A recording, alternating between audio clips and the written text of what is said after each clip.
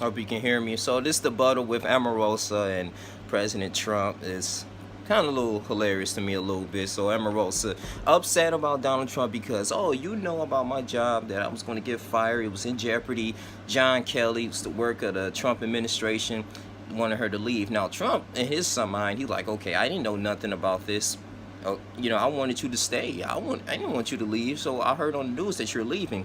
Omarosa's going to, release the tape and the recordings back in December 2017. Now, I used to watch The Celebrity Apprentice, and that's a little reality TV show. I believe it started in 2012 or 13, but he was very famous in that, man, and have different individuals like celebrities that's really trying to get their life right and just learn about business and real estate. I remember one specific episode. They had Lil Jon on there. They had Rodney Pete's wife. It was really good, man. It was interesting, but with this, Omarosa in one of the episodes, I mean, she said it was cool, but Donald Trump posted a tweet. He was like, listen, she's been fired like 3 times. I don't want her anymore. She's a horrible person. She's not smart. I mean, he just posted this on Twitter. So I'm like, oh, wow, man. So shots fired. But, I mean, just, you releasing type of recordings and everything. I mean, I don't know that's going to really get your job back. It's going to really show that you're a betrayal of your country, but a traitor of your country. But in this way, man, it is what it is, bro. Like, just move on.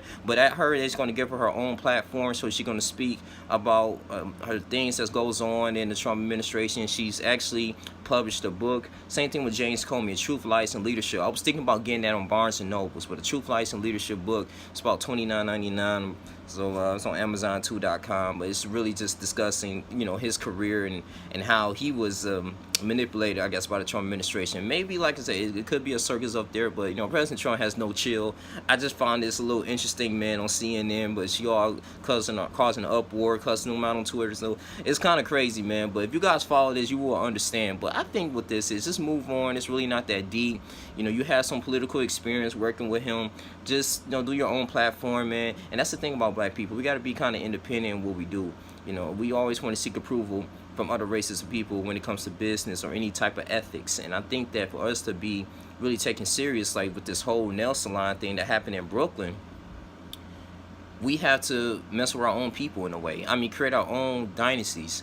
I mean, I'm pretty sure there's other businesses that black people can patronize that looks like us. But the only thing is, I feel like a lot of black people feel like black businesses overcharge and underdeliver, which is somewhat true, not all, but somewhat true. And then that black businesses too, they give like poor customer service, always want discounts. I mean, it's just not professional at all, and so we just don't want to deal with that. And that's why most people, like say, they get out the ghetto and spend their money elsewhere in other communities that are not theirs, like the diverse communities, the Indian community, the Asian community, the Jewish community, other prosperous communities than our own. And I feel like, we got to kind of change that mindset. And I believe, too, people who own black businesses need to provide great customer service as well, because the product can be great, but the service can be awful.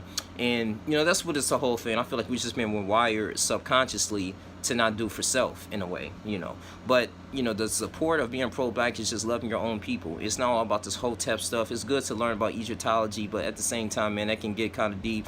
But, in order to eliminate the division, we have to understand who we are and just help and support black-owned businesses in a way, man. And any type of infrastructure or planning, just uplift one another and stop competing against each other, man, in America.